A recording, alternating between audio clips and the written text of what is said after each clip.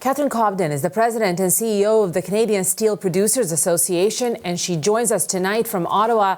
Catherine, thank you so much for taking the time to talk to us. Thank you, Tina, for having me. Pardon me. Catherine, I can tell you our jaws dropped here in the newsroom when we found out about the news and got that video from Air Force One. What was your reaction? Well, certainly we're very concerned, but I'm trying to remain focused on a couple of facts. One is we do not yet know the details. We do not, for example, know whether for sure Canada would be included. I would hope that our primary objective as a country is to get us excluded from these tariffs. And I think that we have a very compelling story to tell as Canada. We've done some incredible things to seek that. But if these tariffs proceed, it's like they will be devastating, but challenging on both sides of the border, in fact, not just on Canada. So as the United States' largest trading partner on steel, we represent about 20% of all of their steel imports, and they represent about 40% of ours. So we are very highly integrated, very dependent on each other economically, and tariffs will have devastating effects on both sides of the border. So job one needs to be to get Canada excluded from what looks to be, at least if we take President Trump at his word during the press conference, something quite broadly based on many countries. Just wanted to clarify, just because we got a chance to watch the entire tape, there were some follow-up questions. People did ask him, are Canada and Mexico exempt from that, given the 30-day reprieve that the two countries had negotiated? He said they're not exempt. So that, at least from what we know for now, it seems like the exemption does not hold. But as you said, so much is still unclear in how this will fold out.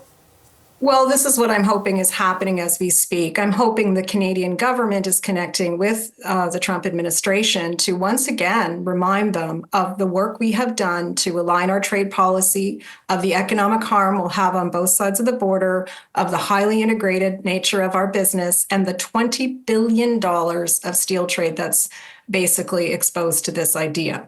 So, again, as their largest trading partner in steel, I think and as one that has worked extremely hard to align with U.S. trade policy, taken direct measures against China, for example, I think we have a better and supply chain transparency. No one else in any other trading relationship on steel has done this but Canada and the United States. So I think we have a very strong narrative to advance tonight. If that doesn't happen, then we have a very strong necessity to respond hard and fast with retaliatory tariffs of our own.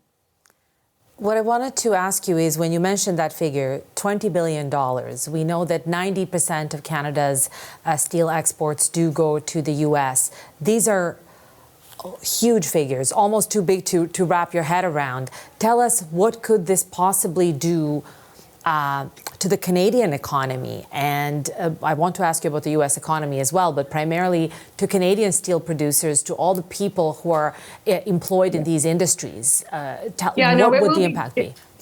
It will be devastating. Now, I will say that we do ship it's not quite 90% of our production. It's a little over 50%.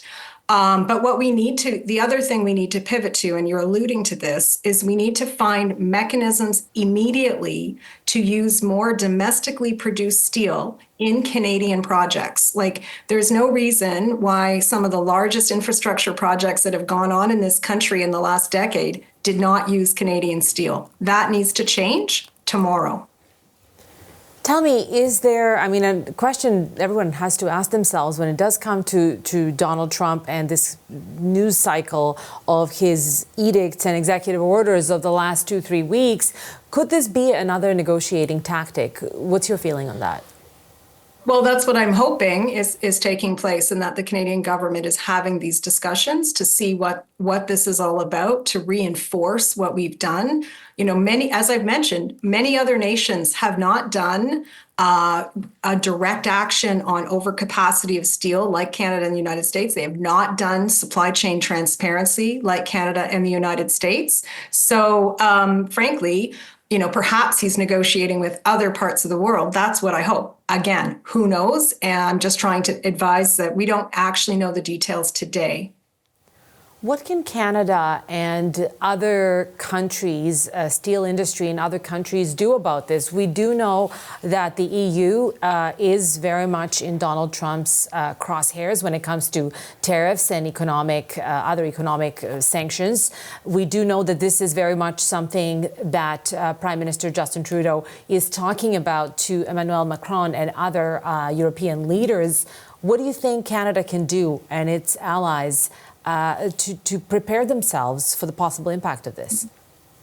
Again, I think for us, we believe that the best thing we can do is to strengthen the Canadian domestic market for steel. And there's two ways to do that. I mentioned one, but the other one is even more important, which is to keep unfairly traded dumped steel out of our country. So we need to keep that from entering into our country so that we can supply more Canadian steel in Canada so that we're not being undercut and undermined by unfairly traded offshore imports.